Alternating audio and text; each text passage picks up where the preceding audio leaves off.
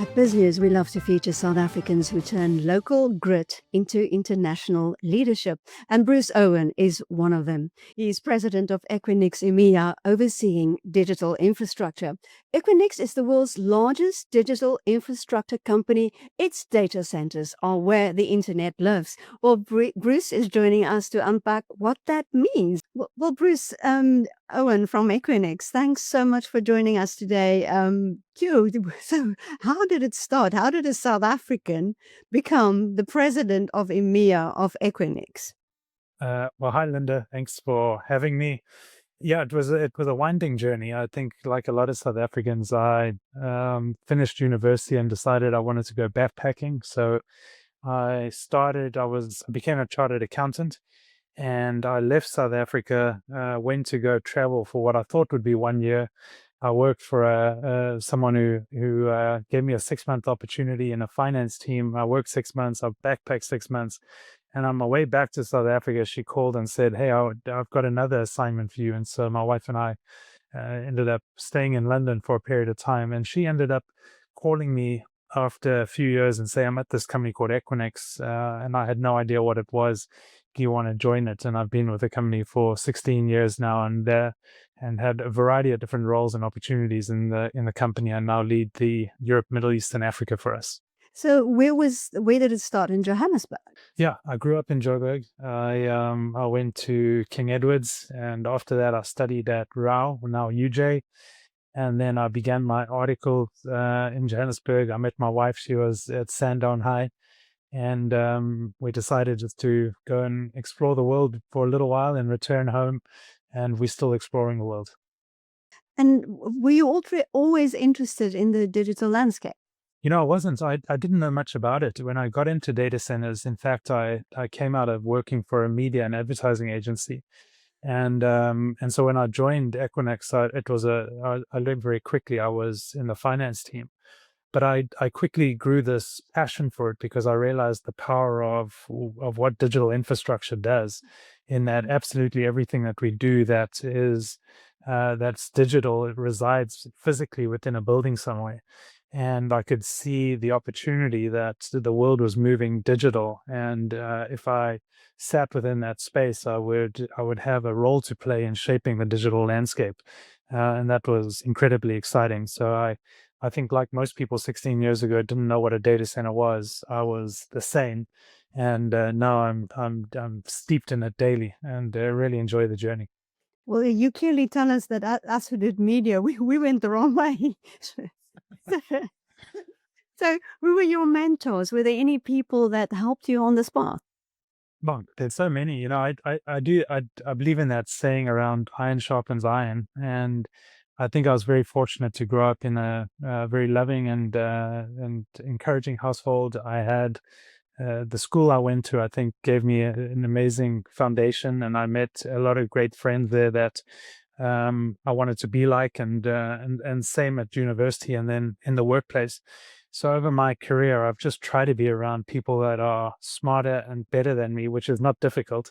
And through that, you just become a little better and sharper yourself. So I'd say it's a host of mentors. And then at Equinix itself, Equinix is now a Fortune 500 company. We operated 270 data centers in 36 countries. And over that time, I was fortunate to work for 3 different CEOs at 3 different stages of our growth. And I took a little bit from each of them in terms of how to lead through different stages of a company's evolution. So I was very fortunate in that regard. Did you bring any unique trace of a South African to your career?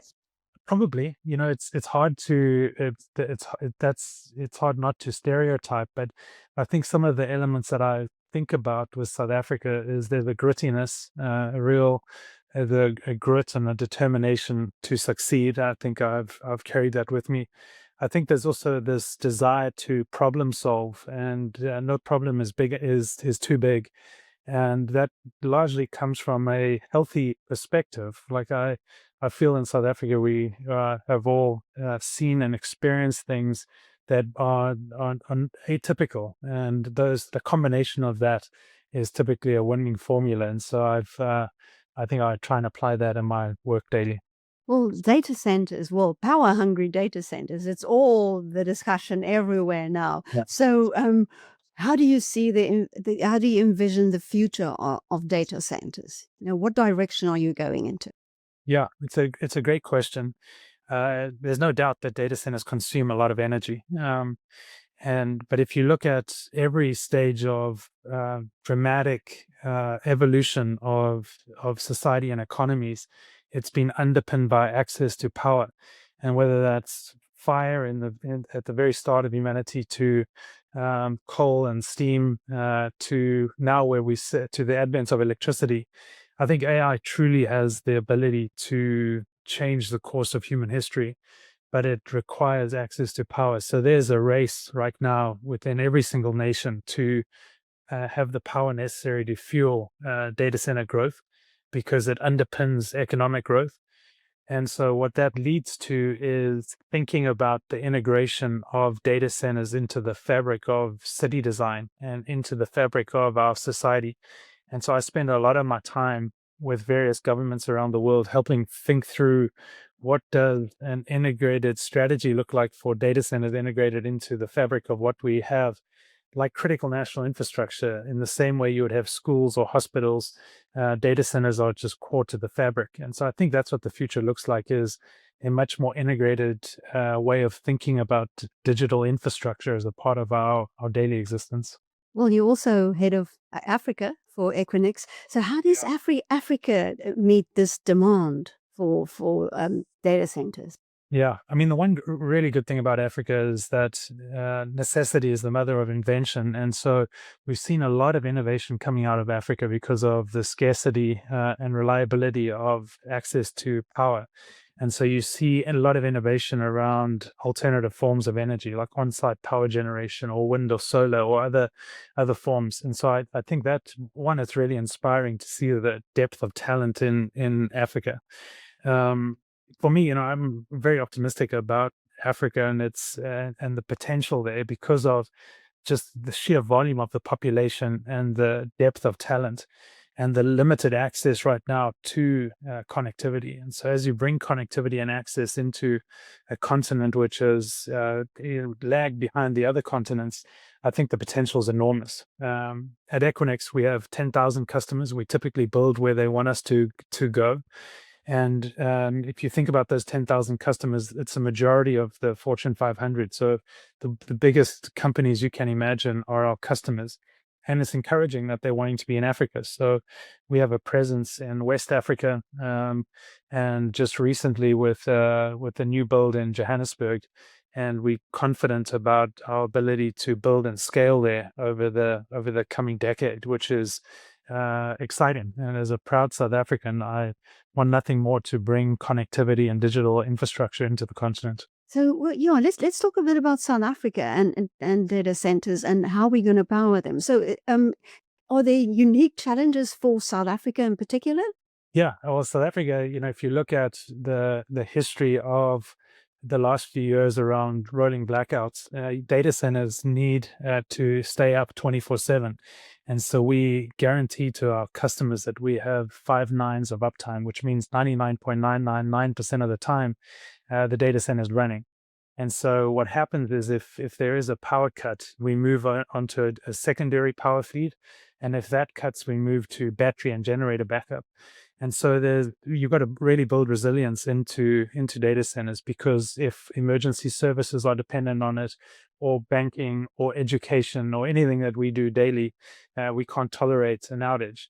And so South Africa is unique in the fact that it suffered more from a breakdown of electrical infrastructure, but I've actually really starting to see that change. And the investment is different. It is a different level of governance over it, and so I'm feeling more optimistic about the future of the electrical grid in South Africa. But these bets that we take are not 2 to 3 year bets. We are building for the next 25 years. And so I think the longer term trajectory in South Africa and other African nations is actually encouraging. And so, what kind of source do you think this power is going to come from? Well, for everybody, but also for Africa in particular, does nuclear play a role? Yeah. So, the way we think about it, if I look at our global footprint, we're, have made a commitment to be at 100% renewable energy by 2030 and are at 96%. We typically do that through trying to get clean energy off of the grid. So whether that's wind or solar, and then we will make up the difference through high quality power purchase agreements. In South Africa, it's heavily dependent on coal. And so I think we've got to, over time, migrate off of our dependence on coal. And nuclear, in my view, needs to be an important part of that equation. And so I would imagine a future that is a combination of nuclear and wind and solar, because it really is an equation that we globally have to solve, especially when you look at the demand for electricity over the coming decade.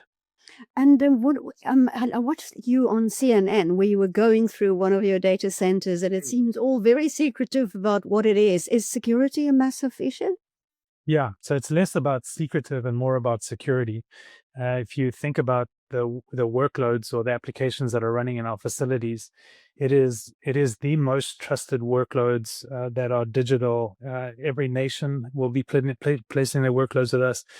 Most companies will have their workloads with us, and therefore you want to really protect those assets. And our logo is actually a fortress, because we take great pride in being the fortress where companies and governments can place their most critical infrastructure.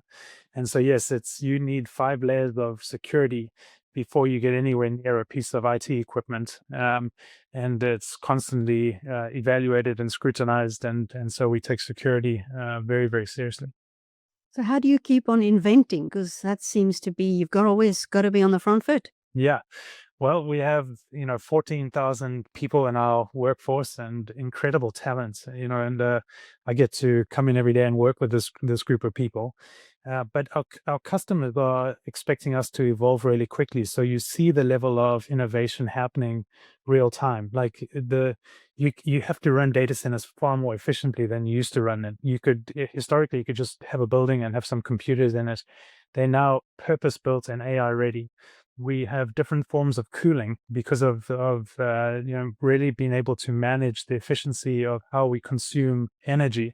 You have technologies that actually have liquid cooling, so you are applying liquid directly onto to the computer chip in order to cool it. And so those are some of the things that are taking place in the industry. And as the leader in this, we see it as our responsibility to be innovating in a way that shapes the future of the digital world. So what are your aspirations for Equinix? Where do you want to go And in the future? yeah, well, we've been in business 27 years, and over that time, I'd say we've built up a footprint over these 270 data centers, and our commitment right now to our customers is to double that footprint in the next 5 years. And so that's the ambition. So we will do in the next 5 years what we've taken 27 years to do. And we will continue to be the most trusted place to place your digital assets and run your applications and your workloads in an environment that is safe and highly interconnected. So if there's some South African kid who tells his mom, I want to pack my bag, I want to go and tour Europe, and she says, nah, don't waste your life. I can say, no, look what happened to Bruce Owen. He went on backpacking, and now look, he's like the president of EMEA of Equinix. Well, thank you. I had no idea that this would happen this way, and so I feel incredibly thankful. And I think I would have been that little kid that would have loved to have heard that, because it took me a long time to gain the confidence in myself that, you know what, we can achieve great things, and it doesn't matter where you come from or what your background is. It's hard work beats talent when talent doesn't work hard. Well, Bruce Owen, thank you so much for speaking to us. Thank you, Linda. I appreciate speaking to you.